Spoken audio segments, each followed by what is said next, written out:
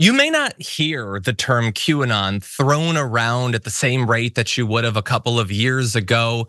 But if you know someone in your life who got deep into the rabbit hole, probably know that it hasn't necessarily cleared up. And it's affected a lot of people. I think it's destroyed a lot of relationships. And so I am very excited to bring onto the show an expert on all of this. As I talked about earlier in the show, a bit of a blast from the past for TDR. It's been a bit since we've had author and reporter Jesselyn Cook on. Jesselyn, welcome to the show. John, it's so good to be back. Thank you. Great to have you here. And now you come to the show armed with your book, The Quiet Damage, QAnon and the Destruction of the American Family. I remember us talking about when you had the concept for the book. Well, you went off, you did rigorous research, you interviewed hundreds of families, I believe. Talk to me about what the concept was designed to be and what it evolved into. Yeah, it started out, when I began reporting this, QAnon was still kind of a fringe movement. It was looked at as a fringe movement confined to the entrails of the internet. And obviously, in the past couple of years, we've seen it explode to the fore of the culture wars. QAnon is now a household name, unfortunately. And what I was seeing is that we really came to understand the harm that wild conspiracy theories have done to our democracy, have done to our public health through a lot of anti-vaccine falsehoods.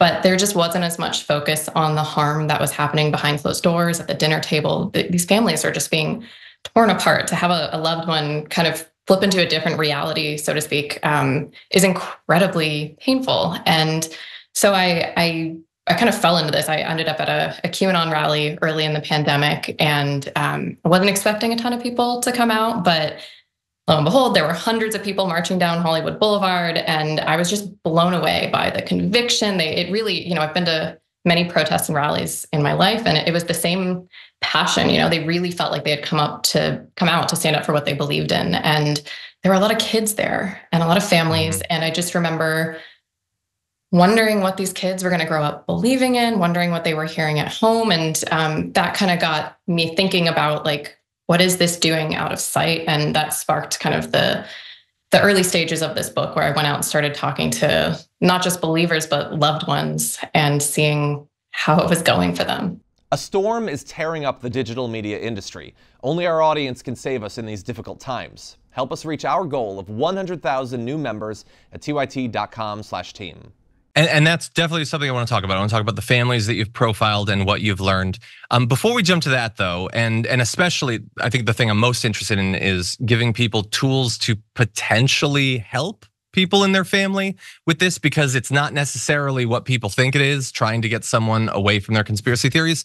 I want to talk first about what you said there with it being mainstream. So we have polling from 2021 to 2023, the rise in people who consider themselves QAnon believers goes from 14% of America to 23% of America. And obviously, depending on what group you're in, there can be big differences. But even amongst Democrats, it's at 14%. It's, you can find it in all racial groups, all religious groups, and it's there. But the thing that I wanted to ask you about was, it feels to me, as a person who does not research this as my job, it feels like it is bigger and it has sort of gone underground. Like, not underground in terms of like that they don't believe it, but that they don't label it in the same way. Like, I was at the RNC in 2016. I was at the RNC in 2024. I didn't see a single Q in 2024. But I feel like everything they believed is now just accepted as true by all Republicans. Like, I feel like you can believe all of the craziest parts of QAnon and never even have to know what QAnon is, or what a drop is, or what a crumb is. You don't have to know any of that stuff. It's just sort of been absorbed into the Republican Party or conservatism. You're the expert, though. What do you think?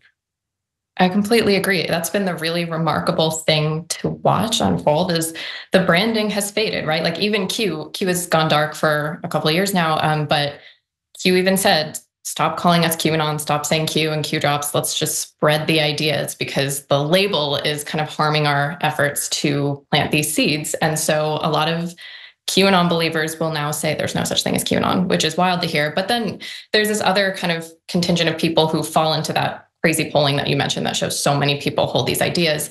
they maybe would never have considered themselves QAnon. Maybe they think of QAnon as wild and extreme, but they still embrace these diluted versions of the ideas, like even pedophile, like obviously sex trafficking is a huge, very real, serious issue that we can all stand behind and say is terrible. But like pedophile now has been weaponized as like a political tool to kind of bring down someone you disagree with. It's just thrown around wildly, almost like red baiting again. And so you do see these kind of extreme conspiracy theories just being watered down and normalized and broadly embraced. And so, yeah, QAnon itself, you just don't hear about as much anymore, but you're definitely seeing the reality of QAnon every day on places like X and much of our political system.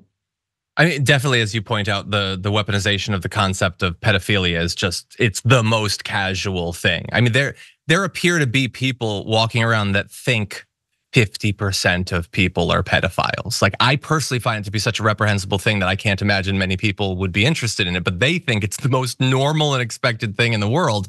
And they have very much weaponized it.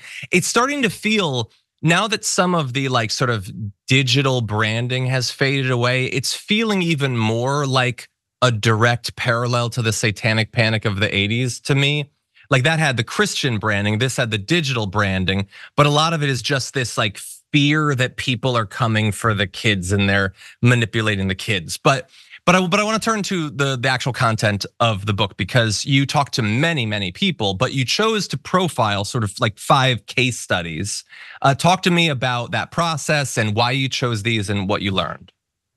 So yeah, as you mentioned, I talked to hundreds of families all over the country from different walks of life. And the 5 that I chose to feature, I wanted to dispel the stereotype of like your typical tinfoil hat conspiracy theorist. I think that a lot of people believe them to be like conservative white boomers for the most part. And yeah, there are lots of those, but in my book, you'll see there's a very privileged, wealthy white lawyer. There's a mother of color who grew up in extreme hardship and poverty. There are people in their 80s. There's a 7-year-old tragically. I just wanted to illustrate people from all walks of life are really being pulled into this. Conspiracy theories serve different needs for different people. And I didn't cherry pick. There's a lot of data actually available now that really shows that minority groups actually can be quite vulnerable to this kind of thinking, because conspiracy theory belief demands a lot of a sense of powerlessness, right? Like you believe that there's some grand enemy out there working against your interests. And for a lot of marginalized groups in this country, they have good reason to think that. They've been oppressed and abused for generations, centuries. And so it's really, I just wanted to put aside people's misunderstanding that you just have to be a Republican or that you just have to be crazy or stupid to get into this way of thinking. Because yeah, even in my book, we have a very educated lawyer who kind of blew everyone away when she started spewing QAnon stuff online. Well, it sort of reminds me that one of the things we talked about a few times when you appear on the show was, people think of conspiracy theorists as generally being right wingers, but when we were talking about like the wellness community on Instagram, a lot of those are more traditionally thought of as being leftists or liberals, and yet they were diving into a lot of this stuff. And so what it sounds like is a lot of people think you have this boomer who's on the internet and comes across evidence and finds it to be persuasive and becomes radicalized. But it sounds like what you're saying is it's a person who has a need and wants to believe that they're part of something, that they're fighting against something bigger. They have a purpose. And this sort of slots neatly into that need, kind of? Exactly. I mean, conspiracy theories can give people a sense of purpose. Absolutely. That's a really big one. A sense of meaning, a sense of belonging, a sense of hope. One of the characters featured prominently in my book, she was actually a Bernie Sanders supporter before she found QAnon, which like blows a lot of people's minds. But Bernie, he gave her hope for the future. She really wanted her son to grow up in a world where Bernie was going to take down the corporate oligarchs and he was going to eradicate this profits over people governance model. And when he lost, she lost her hope. And then in a weird way, QAnon gave it back to her.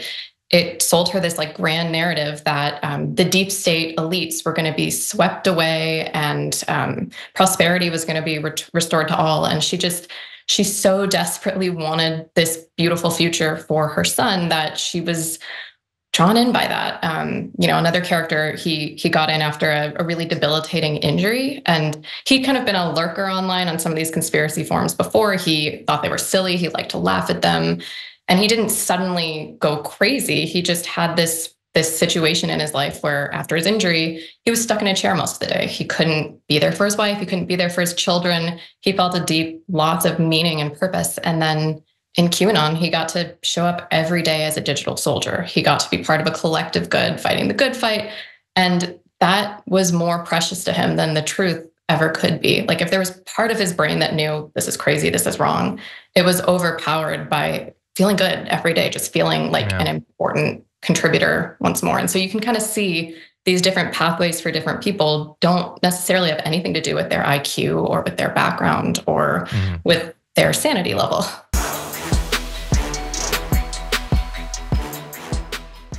When you click the join button and become a tier 2 member, you get access to all of our weekly top 10 lists. What are you waiting for?